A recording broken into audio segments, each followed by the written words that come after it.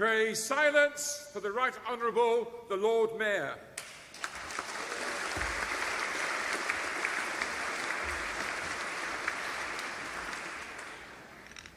Your Excellencies, my Lords, Secretary of State, Ministers, fellow Aldermen, Mr. Recorder, Sheriffs, Chief Commoner, ladies and gentlemen, it is our great pleasure to welcome you to Mansion House for the Easter Banquet. Thank you especially to the Foreign Secretary and the Dean of the Diplomatic Corps for joining us this evening. As you know, I am the 695th Lord Mayor of the City of London, a place I like to refer to as the world's oldest democratic workers' and residents' cooperative, nearly 14 centuries old. Now, the flag, or standard, which you can see here in the four corners of the building, the flag or standard of the City of London is the St. George's Cross, allegedly adopted from our friends in Genoa in 1190, though we no longer pay them for the privilege. I am pleased, though, to be the first Italian Lord Mayor, first US-born Lord Mayor, and third Irish Lord Mayor, with 4 passports, a German Lady Mayoress, a French son, Japanese grandchildren, and a daughter who's starting to turn Dutch. And my background is a reflection of our city's cosmopolitan connections here tonight. We are also extraordinarily pleased to welcome my predecessor and fellow Irishman, Nicholas Lyons, and his wife Felicity, back to the city this evening after a 6-month period of purdah. Welcome back.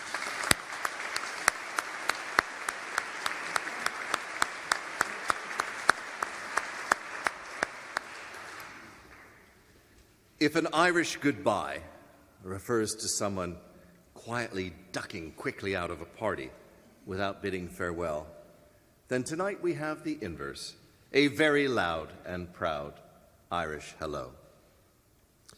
Now, I happen to have a bit of a reputation for telling dad jokes. Did you know the Swiss embassy had its flag stolen last week? I heard they were nonplussed.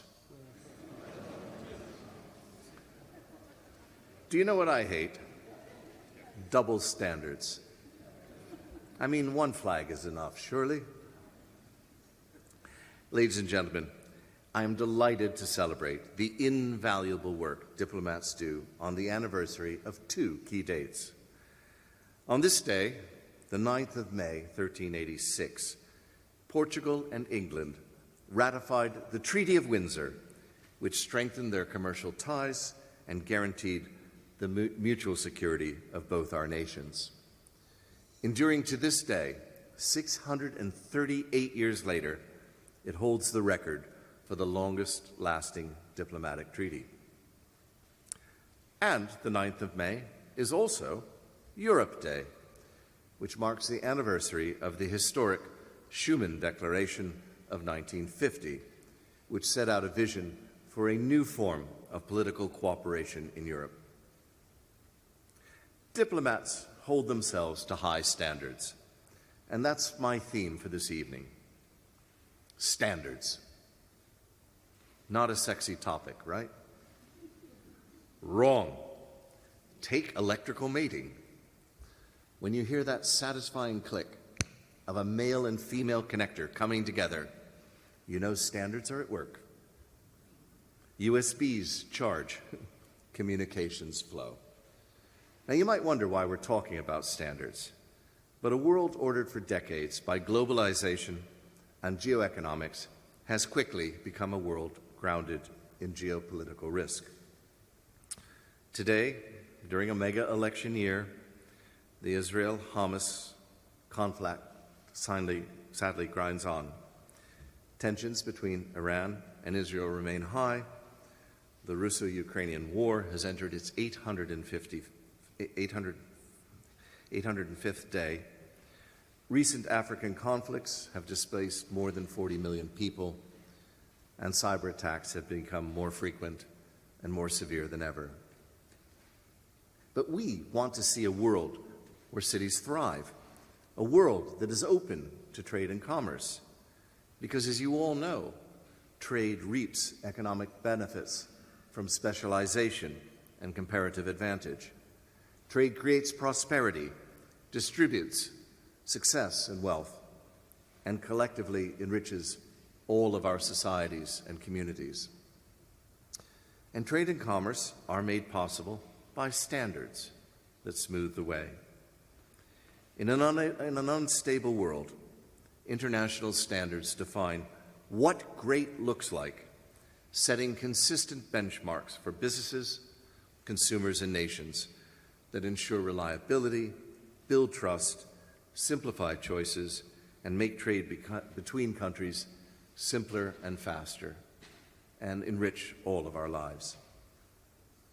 By distilling the wisdom of experts from around the world, standards represent the very best of human innovation and knowledge, and guide economies in adopting sustainable and ethical practices that make our world a better place. Columbia University's Professor Anu Bradford coined the term Brussels effect. She noted that the EU shapes global policies on privacy, safety, antitrust, the environment, and now artificial intelligence, not as a superpower, but as an international standards setter. And to quote the automotive legend Henry Ford, "If you think of standardization as the best that you know today, but which is to be improved tomorrow, you get somewhere." From the maritime sector to aviation to the food industry, standards really do make the world go round.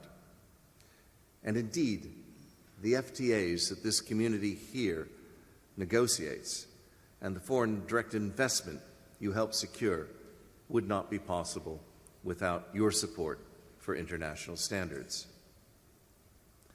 Though I might note, as diplomats, you will appreciate the irony of the fact that different nations choose to celebrate World Standards Day on different days. And another irony, as diplomats, we refer to a standard common language as the lingua franca. In fact, I think we had a demonstration here from the chaplain tonight.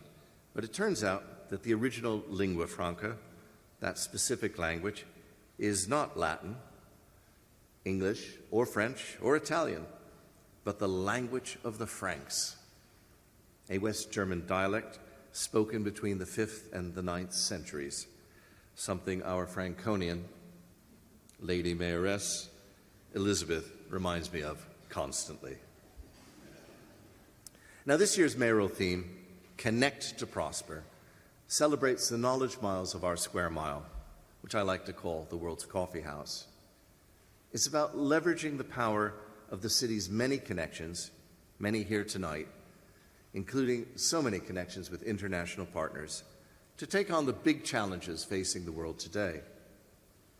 You might note that within 2 miles of where we're sitting, there are 40 learned societies, 70 higher education institutions, 130 research institutes, and 24,000 businesses, speaking more than 300 languages.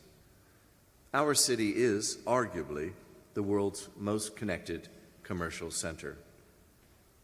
And with 111 livery companies representing different professions, trades, and crafts, some of which trace their origins to the 8th century, we know a thing or two about maintaining trading standards. Now, all 6 of the key Connect to Prosper initiatives are underpinned and promote international standards. The 695th Lord Mayor's Ethical AI Initiative provides ethics courses for professionals. We've had more than 5,000 participants from 500 organizations across 50 countries taking this in the past 6 months.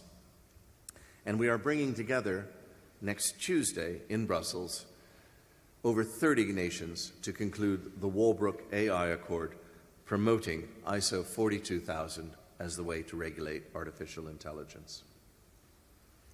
Our Space Protection Initiative is a combined technology and financial services program to use space debris removal insurance bonds to keep space clutter-free, meeting international space sustainability standards.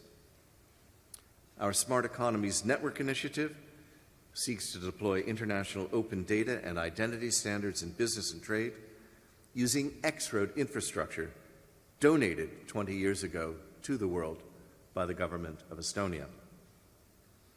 Our Constructing Science Offices to Labs initiative has created and is promoting an international standard for converting unused commercial premises to life sciences facilities.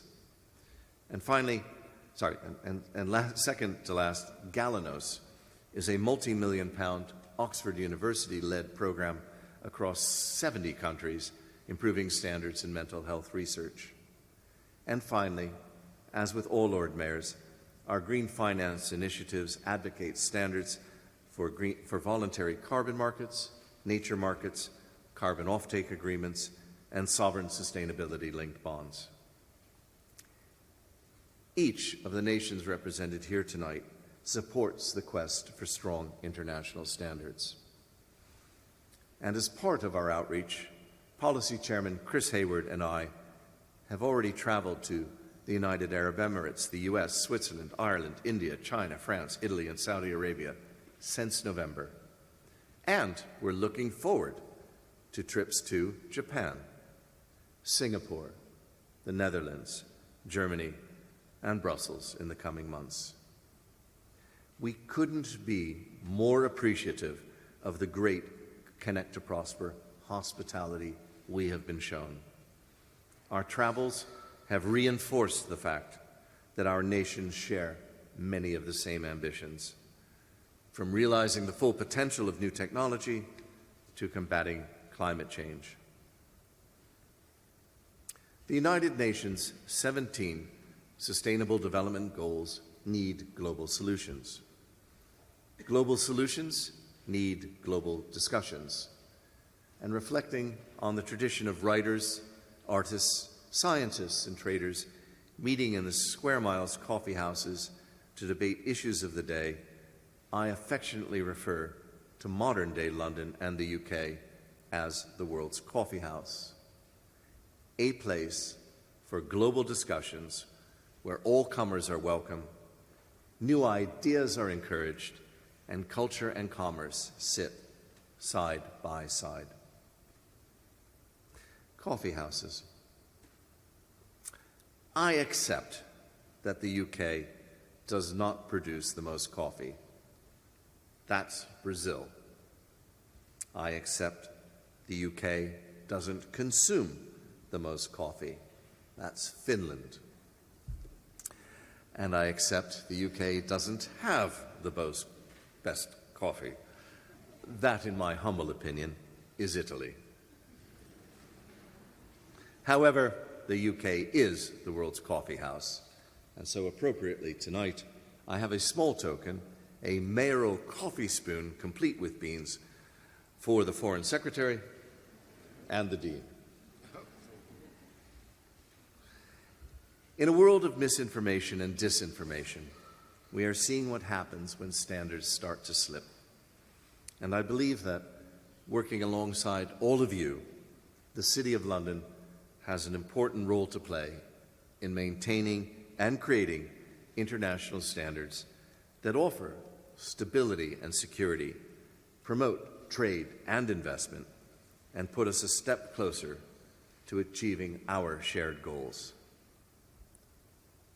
Friends, you do an excellent job of flying the flag for your nations, and we must continue to work together to keep raising standards for the benefit of mankind. Thank you.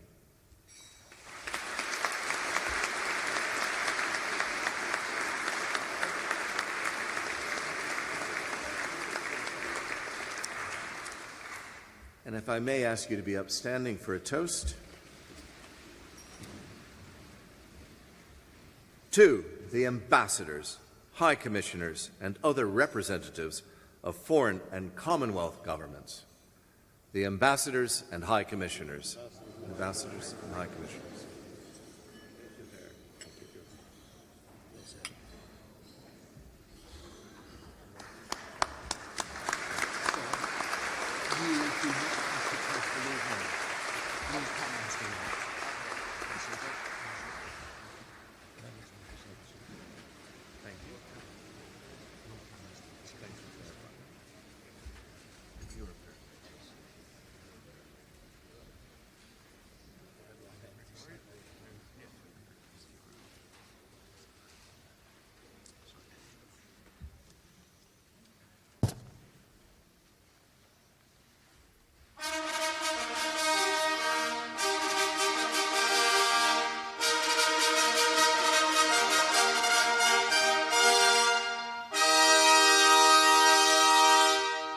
Pray silence for His Excellency, the Ambassador of Honduras and Dean of the Diplomatic Corps.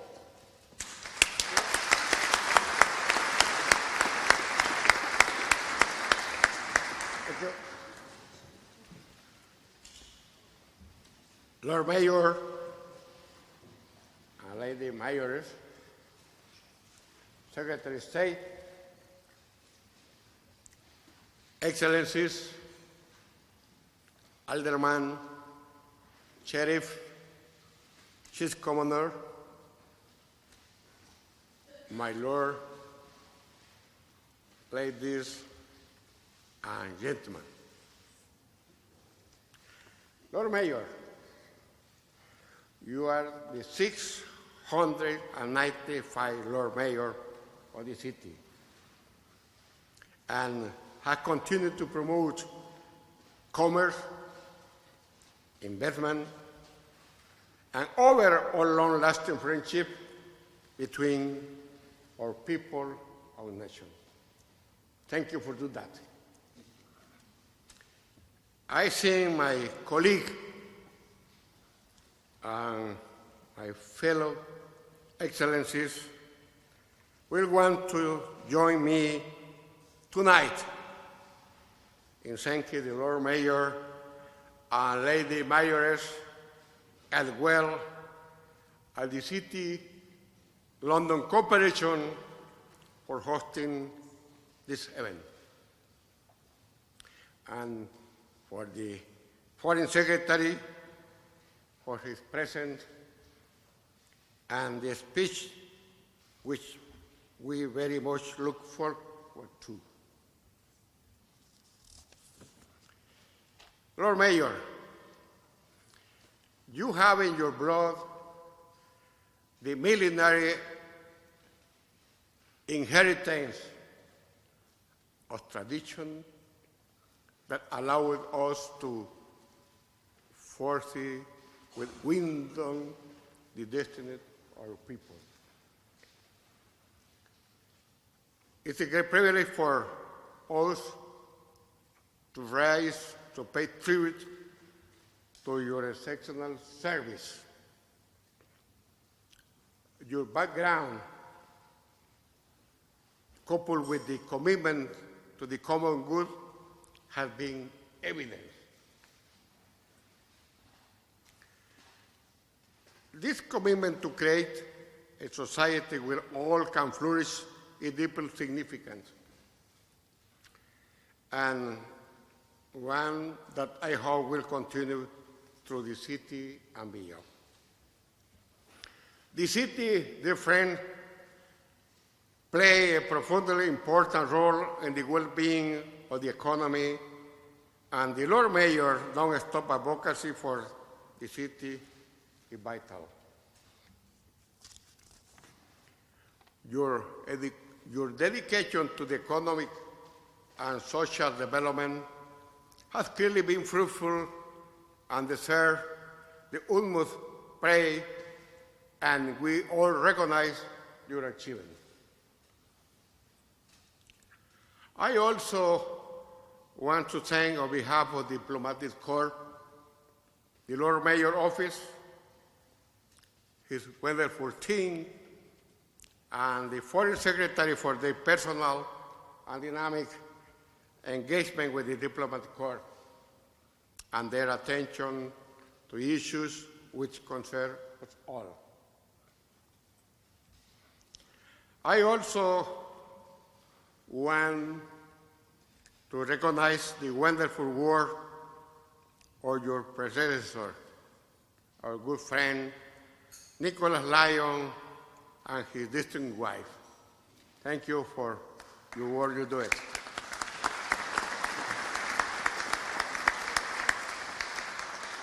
May I take the opportunity to express our most sincere wishes of rapid recovery of His Majesty the King Charles III and Her Royal Highness Princess Catherine.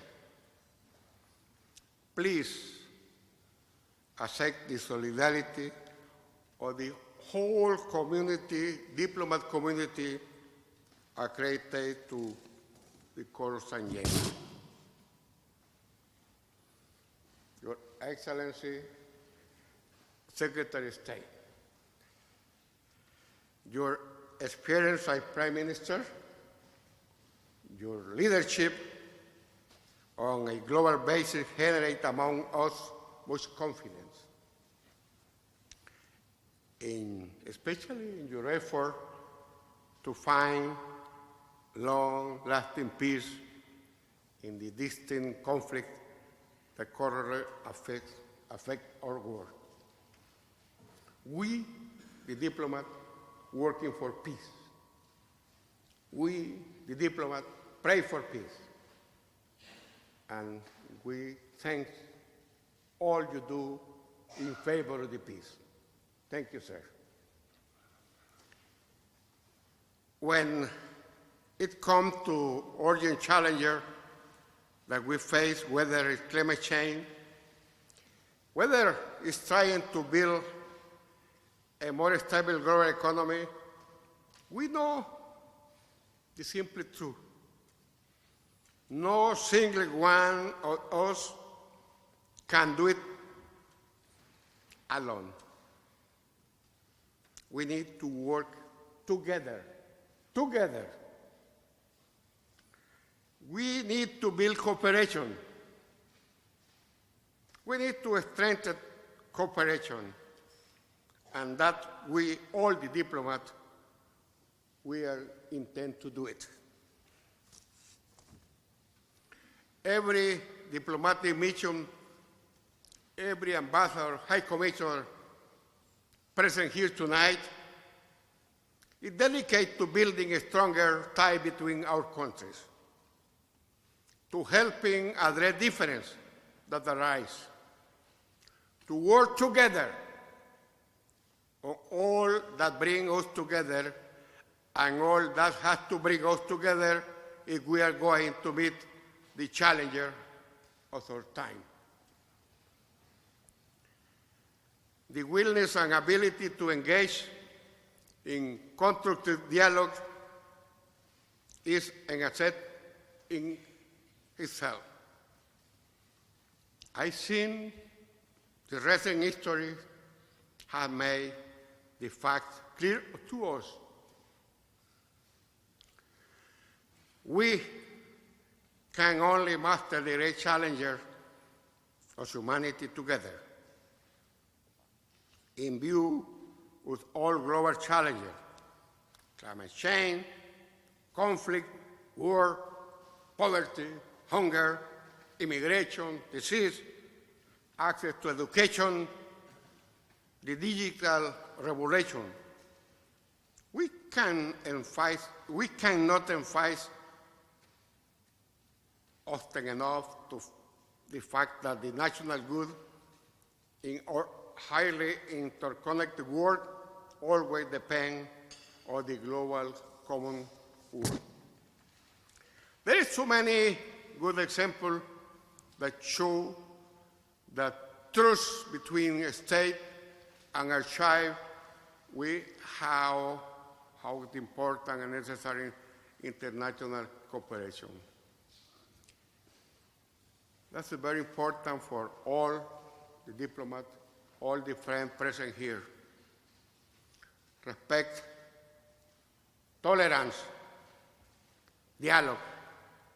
Those are the principles of which international relations as well and human relations should be based on.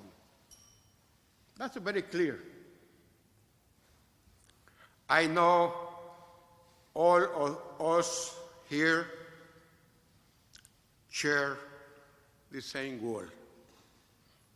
And I want to thank and encourage everyone here tonight to keep working for a better way of life or nation. I had the opportunity to talk with all my colleagues, and I found the compromise, a strong compromise of everybody here to work for peace. We need democracy, respect for human rights, and human solidarity. Please, we need, and we spoke about the end of war. It's universal desire and ultimately imperative. We need peace. We have to work together. We have to pray together. We are developing the country together. My Lord and Mayores, once again, on behalf of the Diplomat Corps, I present our deepest gratitude for your kindness, hospitality. Secretary of State, you can count with all Diplomat Corps here. Feel free to talk with us, to share, and to working together. Thank you so much.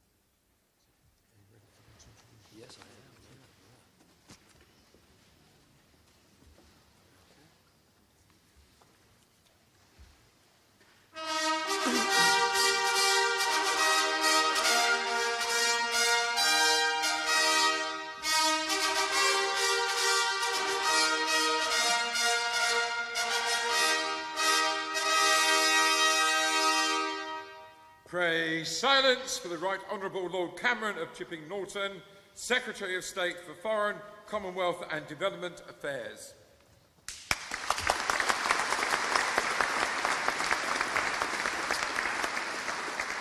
My Lord Mayor, Your Excellencies, Mr. Speaker, Lords, Ladies and Gentlemen, thank you.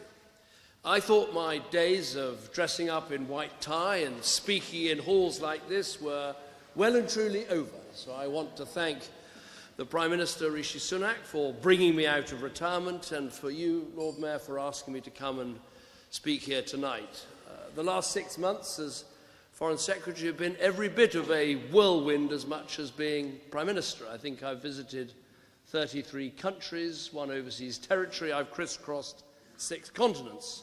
Of course, it's not quite as exciting as when you're appointed Prime Minister. Of course, you walk through that big black door, you are clapped in by your officials, you sit down at your desk, and the Cabinet Secretary hands you the telephone, and it's the President of the United States, in my case, Barack Obama, who said, "Good evening, David.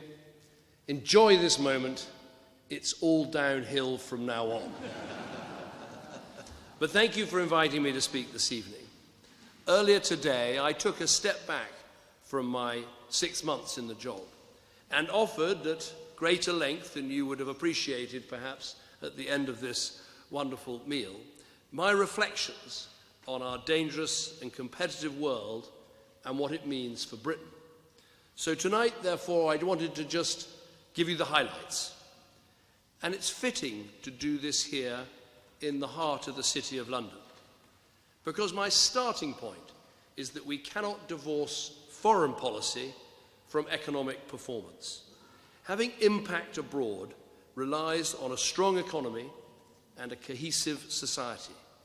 And in turn, doing diplomacy and development well abroad is integral to our security and our prosperity at home.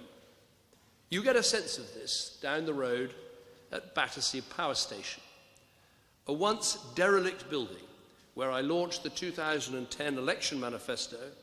It is now transformed. Strong ties to the rest of the world helped attract the overseas investment to transform it. And now Apple's UK headquarters sits beneath those 4 iconic chimneys and demonstrates our attractiveness today to yet more investors. The link between effective foreign policy and domestic politics is equally strong. All over the Western world and beyond, we see the rise of political movements that want to pull up the drawbridge and focus purely on domestic concerns. Now, I believe these movements are profoundly wrong, but our approach must not be to ignore them. We need instead to deal with what have caused them to grow, issues like illegal migration and the unequal benefits of globalization. That's why robust approaches to immigration and levelling up must be vital parts of any successful mainstream political party.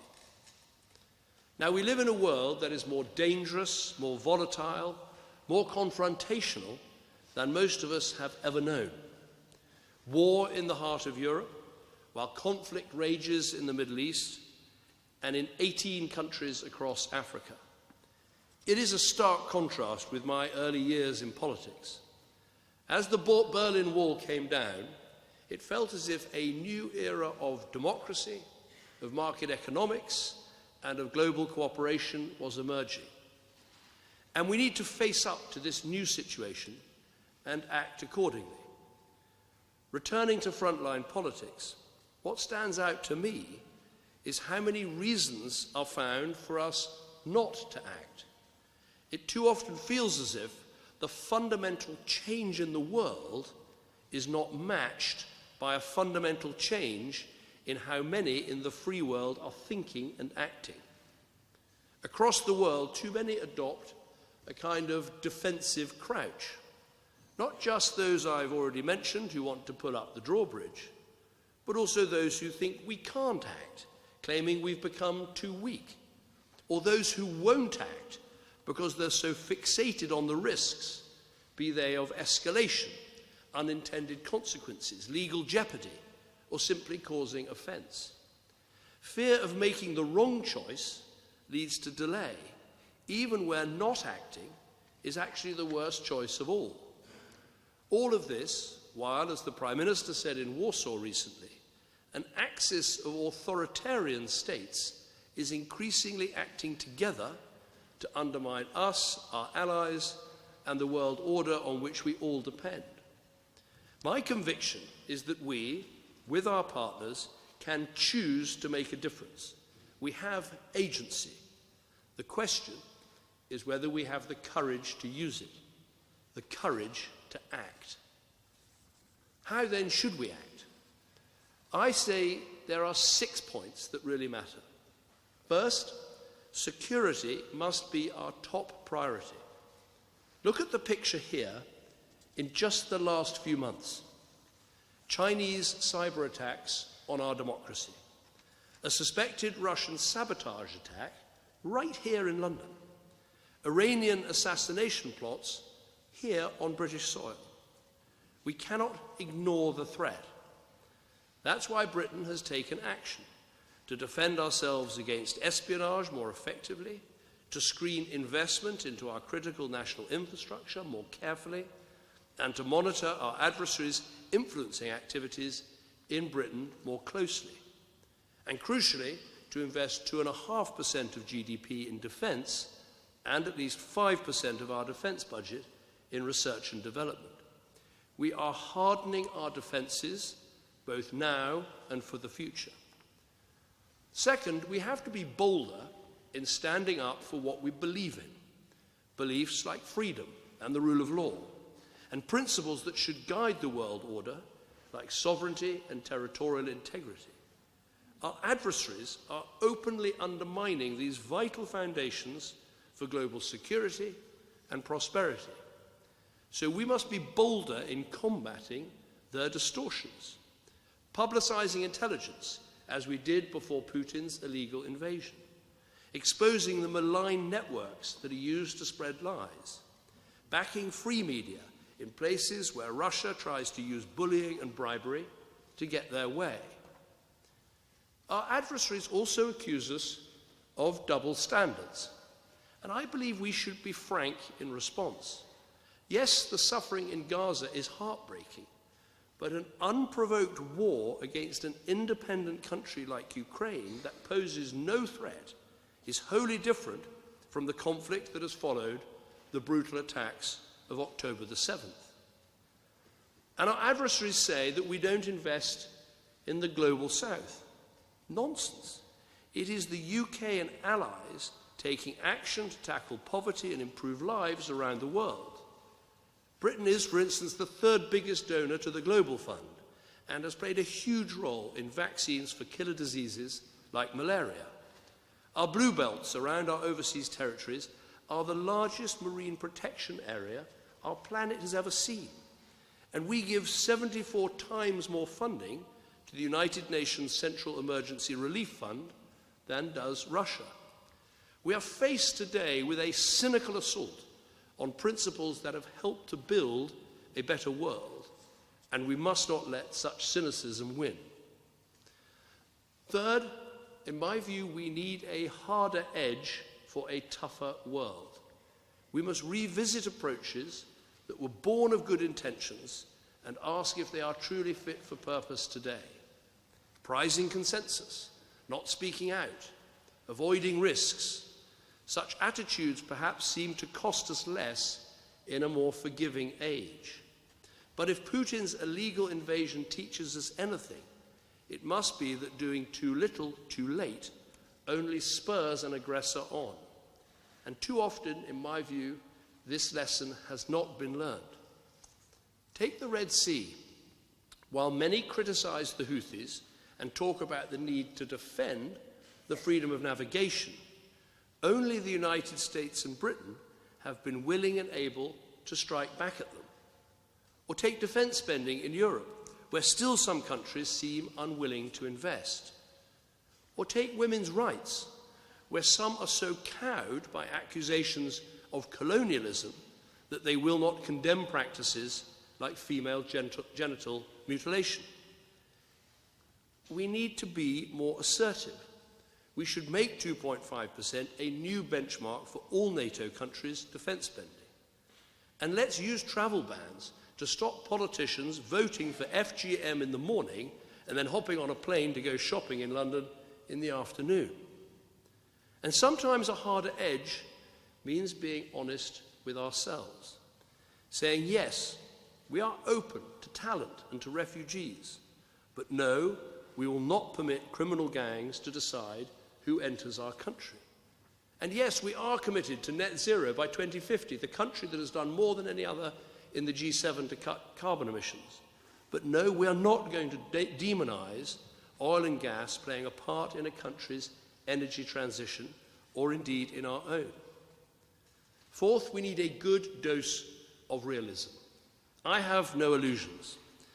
I'm privileged to oversee a vast diplomatic network, a significant development budget, and incredible intelligence agencies. We all in the government represent a nation with a sovereign nuclear deterrent, a permanent seat on the UN Security Council, and a web of extraordinary connections around the world. But Britain is not a country like the United States, where every decision we make changes the world. There are vital areas where our action is decisive, but often we are a state whose decisions and hopefully adept diplomacy can influence the approach of others. As I once heard a leading CEO remark, Britain is big enough to matter, but small enough to be nimble. And I think that's an apt mantra for a world in which we need coalitions in order to get things done. Take Ukraine. As we saw recently in Congress, Britain has not just offered support ourselves, we have galvanized others. And we're now maintaining our military support to Ukraine, £3 billion a year until 2030, and calling on our allies to join us in that pledge. To persuade, we also need to be active. That is why a fortnight ago I became the first Foreign Secretary to visit all 5 Central Asian states and Mongolia. And that is why I believe it should be a core part of our foreign policy and the Foreign Office's mission to champion the English language.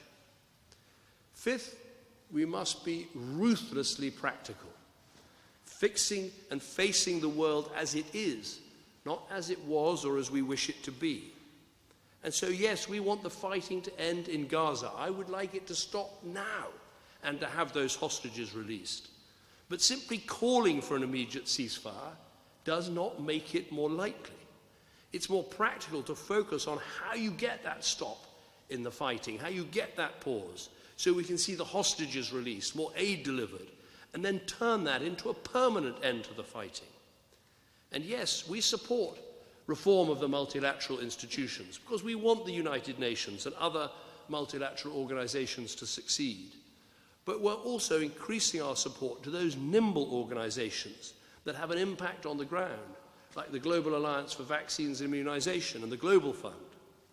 And yes, we've made our biggest contribution ever to the Green Climate Fund, but we're also trying to make it easier for small island states and developing states to access this funding, helping friends across the Caribbean, in the Pacific, and in the Indian Ocean, and countries like Samoa, who are hosting this year's Commonwealth Summit, to tackle climate change. I could, of course, add a personal example of being practical.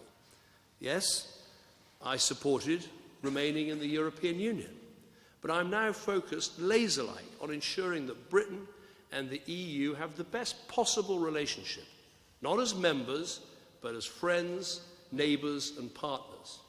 And I'm doing all I can to also ensure that Britain invests in new partnerships, like the CPTPP, Comprehensive Trade and Pacific Partnership, a trade deal with one of the fastest growing regions of the world, the Indo-Pacific. Finally, we need to demonstrate political will and strategic patience. It's not enough merely to wish for a better world and hope for the best. We need to see things through with our allies, together. Our adversaries today know all too well our underlying strengths. The economies backing Ukraine outmatch Russia by around 25-1. We have a NATO alliance that is growing larger and stronger than ever before. We have flows of energetic people heading in our direction from right across the globe. But our adversaries think they've honed in on our greatest weakness, a lack of determination to succeed. They believe they can outlast us, endure more pain, make more sacrifices. We are in a battle of wills, and we must all prove our adversaries wrong, Britain and our allies and partners around the world, in both foreign and domestic policy, in Britain and the wider West. We are at a crossroads. If we make the right choices, if we act now, a bright future awaits. But if we hesitate, our adversaries will write our future for us. So we need to show courage, the courage to determine our own destiny, the courage to rise to this moment of extreme peril, the courage to act. Thank you.